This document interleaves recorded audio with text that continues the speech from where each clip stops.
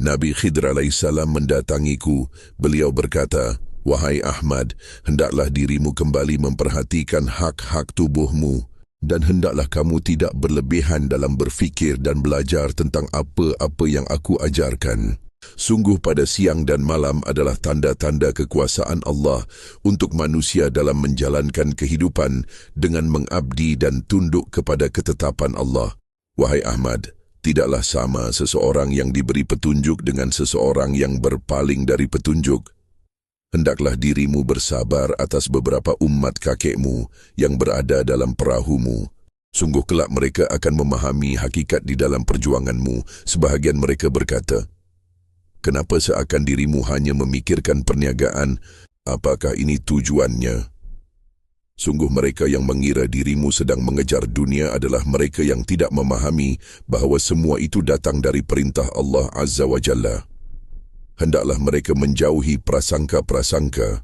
Katakanlah kepada mereka, "Wahai Ahmad, aku Balia bin Malkan bertanya kepada mereka, apakah mereka tidak menyaksikan bahawa apa-apa yang tanganmu buat adalah obat yang belum pernah ada sebelumnya? Apakah mereka mengira itu datang darimu? Sungguh yang kamu pelajari dan kamu buat adalah datang dari Allah Azza wa Jalla.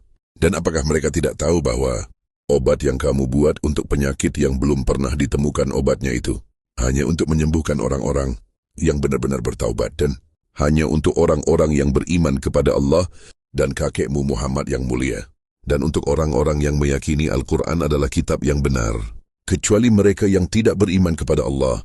Namun salah satu keluarga mereka mengikat perjanjian yang kuat dan menjalankan kewajibannya sebagai ahli zimmah yang mengikat diri mereka ke dalam perahumu. Yang sedemikian itu adalah jalan yang ditempuh kakekmu yang mulia Muhammad. Hendaklah kamu menjalankannya. Wahai Ahmad, sungguh pada istri-istri kakekmu yang mulia terdapat sifat-sifat yang keras lagi memberatkan hati kakekmu pada ucapan dan sikap mereka kala cemburu. Sungguh para nabi adalah hamba Allah. Yang lebih berat ujian mereka dibandingkan para utusan setelah para nabi, yakni wali-wali Allah dan para pewarisnya ulama. Jika Allah mencintai seorang hamba yang soleh lagi alim, iblis dan zuriyahnya akan menguatkan bujuk rayunya kepada istri-istri mereka dan anak-anak mereka, keluarga dekat mereka, murid-murid mereka. Tidaklah akan dibiarkan iblis ke semua itu, melainkan keinginan iblis menarik mereka ke dalam neraka bersamanya. Sungguh jika mereka bersabar dan bertakwa, iblis akan berputus asa dan meninggalkan mereka.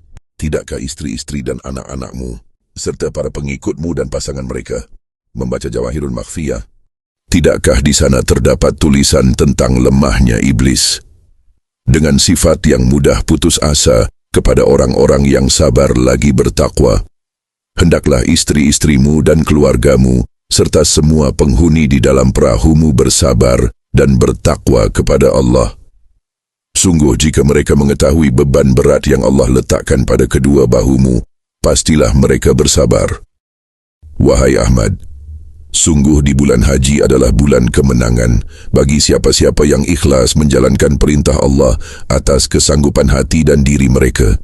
Tidaklah hamba-hamba Allah menjumpai kesulitan dan kepenatan serta kemiskinan. Hanyalah akibat hati mereka yang berburuk sangka dan datang dari kebodohan diri mereka sendiri. Hendaklah mereka memperbaiki diri. Wahai Ahmad, tidaklah Allah berikan sumur-sumur dan perniagaan dengan kalimah yang dirimu ucapkan di atasnya sebagai tanda kekuasaan Allah, dan hendaklah dirimu berlaku adil atas keduanya, sumur dan perniagaan. Dan Allah hendak melapangkan mereka yang berada dalam kesempitan, yakni mereka yang hendak menjauhi riba dan yang hendak duduk bersamamu dalam perniagaan. Hendaklah kamu mencatatnya dan hendaklah kamu mengikat dirimu dengan mereka dalam ikatan perjanjian yang kuat, hingga kelak anak cucumu dan anak cucu mereka menjadi hamba-hamba Allah yang adil dan bijaksana dalam rumah perniagaanmu yang besar kelak. Sungguh bukan dirimu dan tanganmu yang menciptakan obat-obatan dan semua yang ada dalam perniagaan, melainkan tangan Allah yang hendak menunjukkan kemahakuasaannya ke atas dunia. Hendaklah kalian bertawakal dan bersabar. Wahai Ahmad, peringatan yang telah terjadi, hendaklah mereka memperhatikan. Dan janganlah ragu untuk mengatakan bahawa Allah adalah Tuhan yang satu dan kakekmu yang mulia Muhammad adalah Nabi pembawa rahmat untuk seluruh alam dan Al-Quran adalah kalamullah yang disampaikan Nabi mulia Muhammad dengan sempurna. Bukankah apa yang kamu ciptakan berasal dari ayat-ayat dalam Al-Quran? Katakan kepada mereka, para cendekiawan kelak di hadapan mereka dengan lantang. Aku, Ahmad Fahmi bin Asyams, bukanlah yang membuatnya, melainkan datang dari petunjuk Allah, Al-Quran, dan datang dari kakekku yang mulia Muhammad Rasulullah. Sungguh apa yang akan dirimu jelaskan kepada mereka, tidaklah akan mereka fahami, kecuali mereka beriman kepada Allah, Rasulullah Muhammad, dan beriman kepada Al-Quran. Ahmad Fahmi bin Abdullah Alwi Syams.